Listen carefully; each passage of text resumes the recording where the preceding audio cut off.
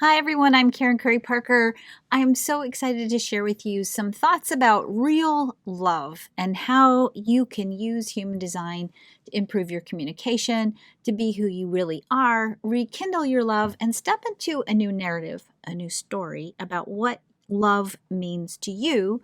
So, I want to talk about human design and love and relationships because it's actually one of the topics that I have a lot of big feelings about. And part of why I have a big feeling about it is because we are often talking about human design through the context or through the lens of giving people labels. And when we give us these labels, or when we give people these labels, we're taught that these labels mean a certain specific thing, and that once you understand that you are this thing, this label, then your destiny and your fate and your purpose in life is kind of fixed. It defines this really narrow lane that is you based on these labels.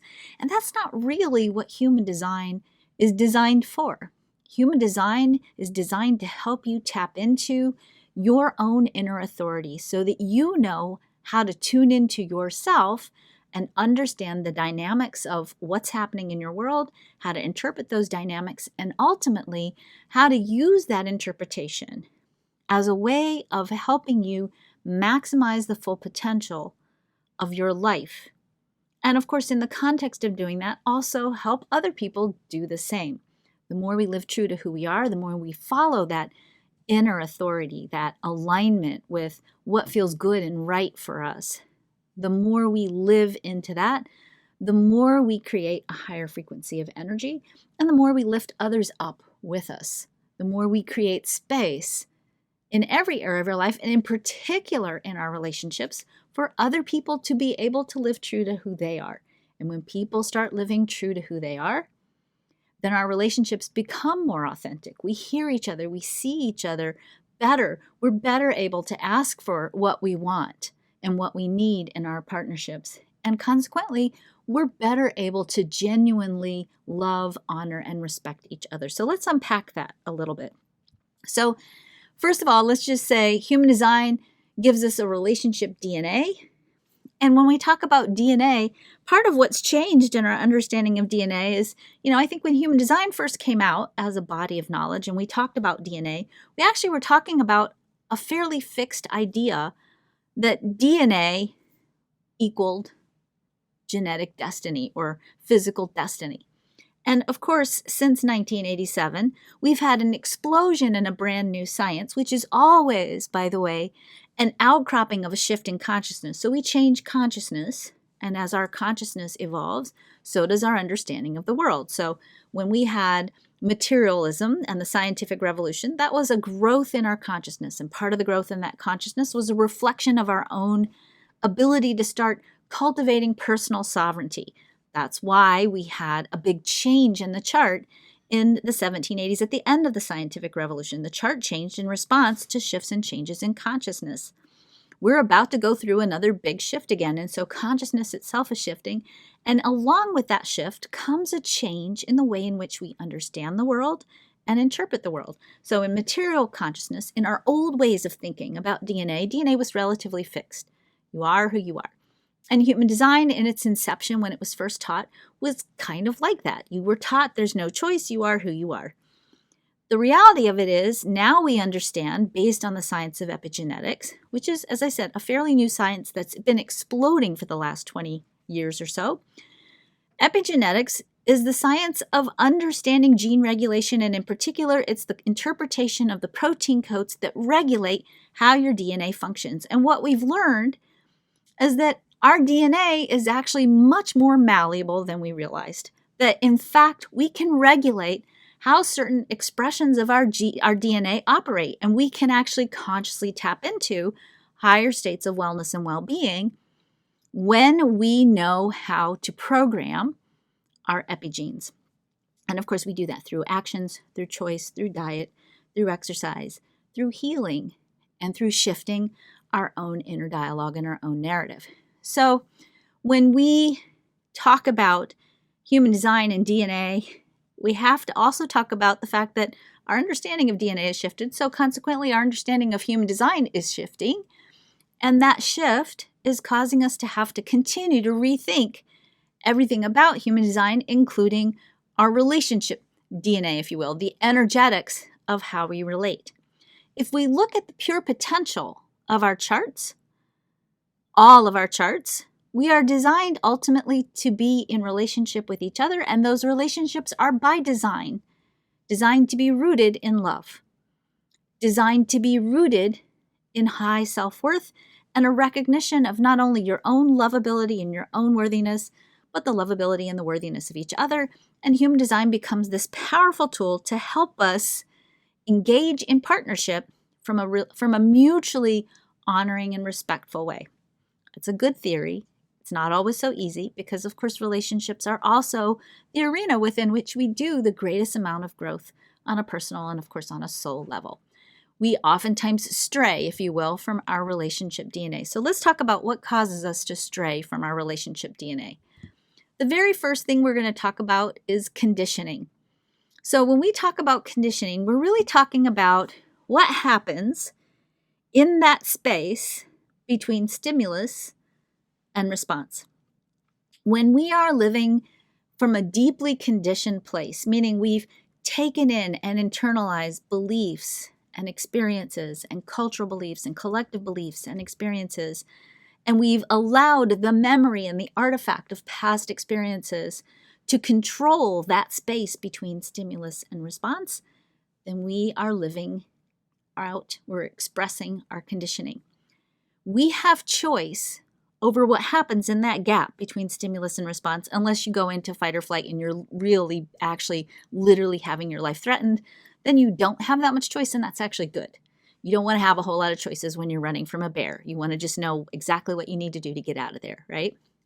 But in our regular life, when we're not running from bears or cougars or whatever, we have a big gap between stimulus and response, and deconditioning allows us to get back to the pure expression of our human nature, which is love and value, and to apply that understanding of love and value in a pure way so that once we experience a stimulus, we can choose consciously the most loving, most valuing, honoring response.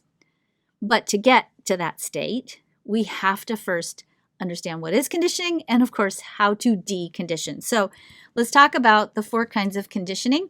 We're going to briefly talk about openness by center, imprinting, generational energy patterns, and genetics, and how those impact the choices we make in our relationships. So in traditional human design, we talk a lot about pretty much conditioning coming only from openness in the chart. But I want to unpack that a little bit because that's also, I think, a very limited understanding of the dynamics of how the chart actually operates. So if you look at your chart, you'll see that your chart has on it things that are colored in and things that are white. The colored in aspects are called defined. The white aspects are called open or undefined. So in your open centers, that's everything that's white. By the way, it's also the gates and channels.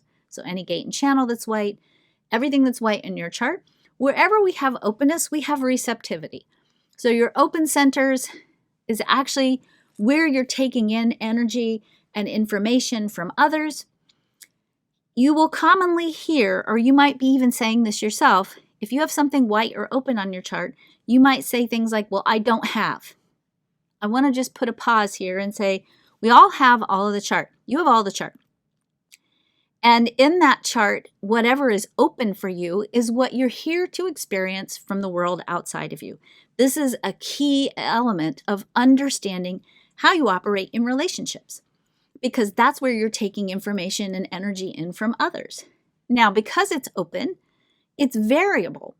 You're going to experience your open center energies in lots and lots of different ways. And as you gather over the course of your life all these different ways that these energies can be expressed, you start to build wisdom about how these energies operate. You see all these different experiences because you're not only taking energy in here, by the way, you're taking it in and amplifying it. So this is your way of knowing the world, your way of knowing others. And as you take all this in and experience this rich, juicy, intense energy here from your relationships, you start to understand all the different ways that these energies can be expressed and experienced by other people.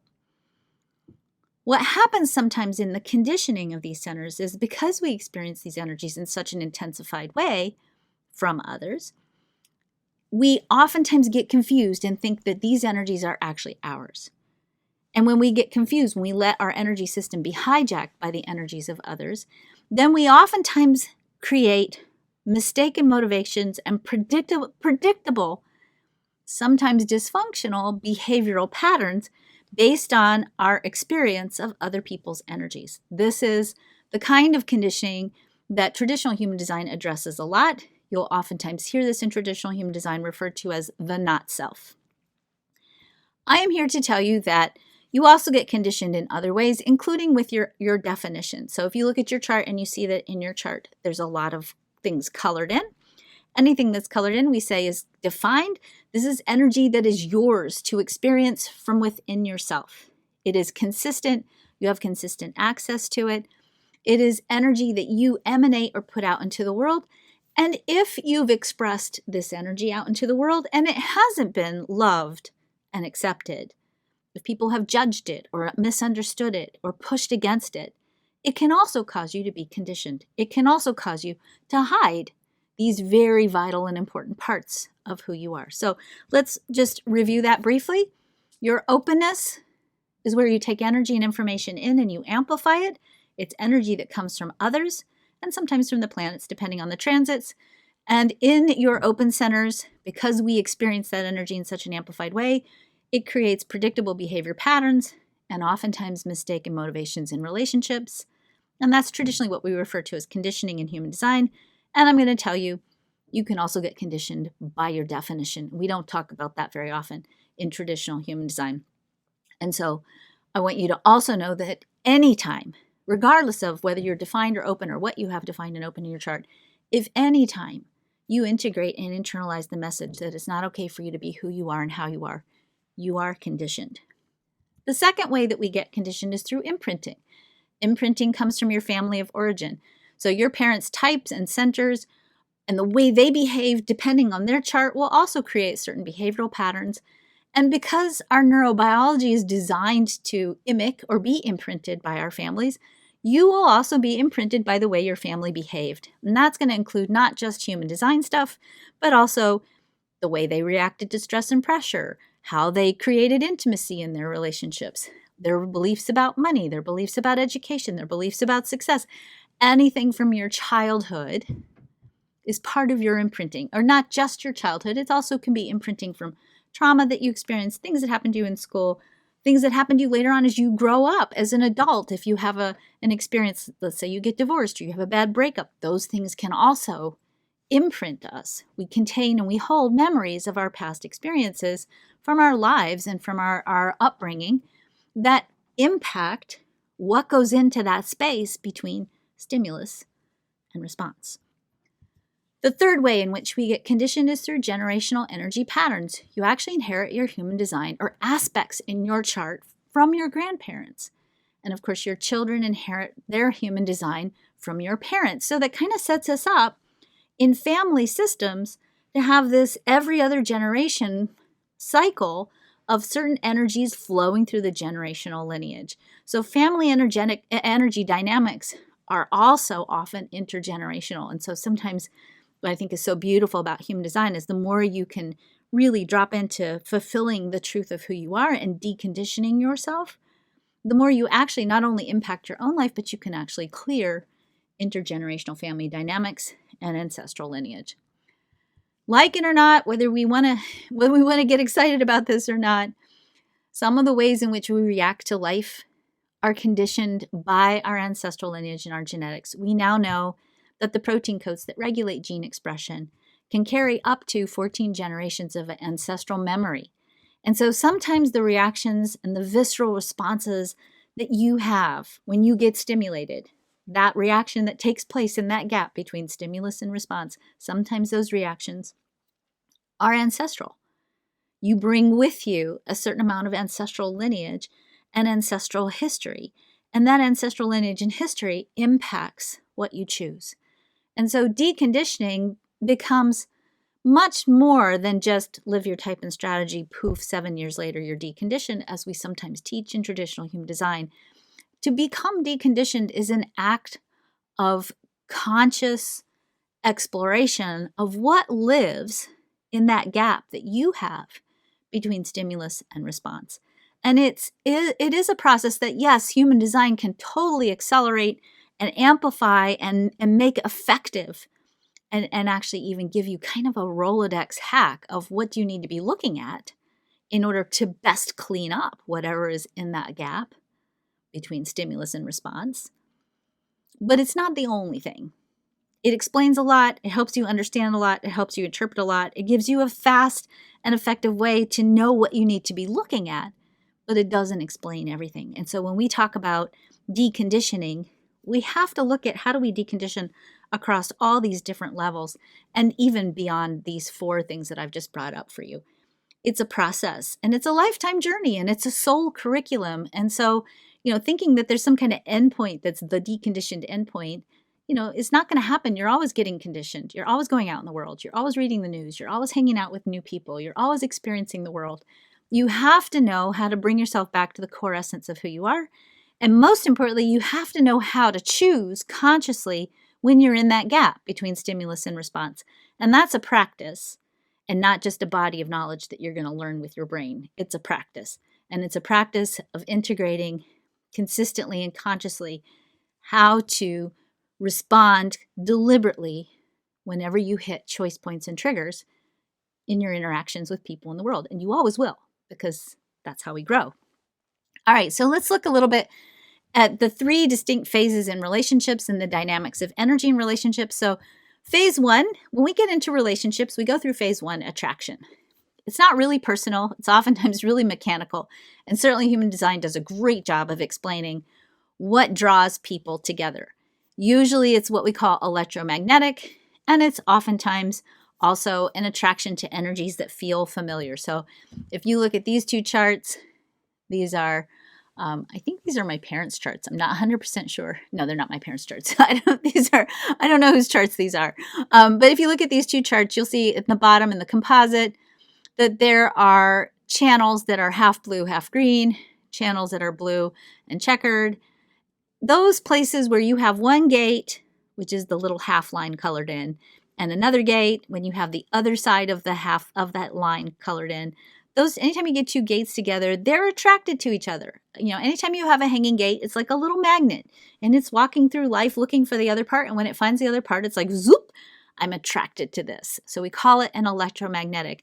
And the more electromagnetic connections you have between 2 charts, the more charge there is, the more attraction there is. And while that's juicy and cool and fun, and you can get a lot of juice from that kind of a relationship, it doesn't actually always make for a good relationship. You can have really great attractions to people who are really not healthy, or people who are married to other people, or you fill in the gap. Just because you're attracted doesn't mean it's going to be a great partnership. To make it a great partnership, you have to go through all 3 phases of the relationship and do the work to decondition whatever's in that space between stimulus and response inside of the partnership. After we go through the attraction phase, which sometimes research says it lasts about 3 to 5 years. There's also a lot of hormones and stuff that go along with that. Once we go through that initial attraction phase, we enter into phase 2 of the relationships, which I like to call remembered patterns and themes. And so when you go into phase 2 and you move into remembered patterns and themes, that's where we start to live out our conditioned patterns and themes. This is the part of the relationship where our expectations about our partners kick in. And we oftentimes project onto our partners that they're going to fix the parts of us that are hurting and make us complete. You're all complete. Nobody's born incomplete. Everybody is complete by design. There's no incomplete. There's just complementary energies. And those complementary energies oftentimes make us feel complete. And there's a lot of mechanics in human design that go into that. But the bottom line is you are complete, your partner's complete, but we oftentimes buy into the illusion that we're not complete, and then we project onto our partners that they should complete us. And oftentimes this results into what I'll call the not self phase of the relationship, where we compromise, give up what we need and want, try to please our partner, try to get our partner to give us what we want, and we get all mixed up with expectations, and we bring in all our past history, and it gets messy. It gets messy because this is where the real soul growth happens in partnership. So This is my parents' chart. If you look at my parents' chart, you'll see that I am deeply conditioned by 2-4-6 manifesting generators. I myself am also a 4-6 manifesting generator. And, I grew up in an environment with parents that brought a lot of power and energy to the table, to manifesting generators with tribal energy, with the defense circuit defined completely. And of course, as this is my chart, anytime I get into relationship in the beginning of my life, especially my youth, when I got into relationships with people, I was always attracting people who had similar charts to my parents. Because oftentimes in our youth, especially for 6-line profiles and 3rd-line profiles, but not limited to, we tend to get into relationships with people who have charts similar to the charts of our parents. And it's in those relationships that we learn to explore our expectations and our conditioning and our intergenerational patterns and things we have unresolved from our experiences as children. The last and final phase in relationship happens once we've mastered that second phase of remembered patterns and expectations, and we move into real love, acceptance, and value. And this third phase is rooted in respect, acceptance for your partner and who they really are, and of course, acceptance for yourself, honest communication, authentic appreciation.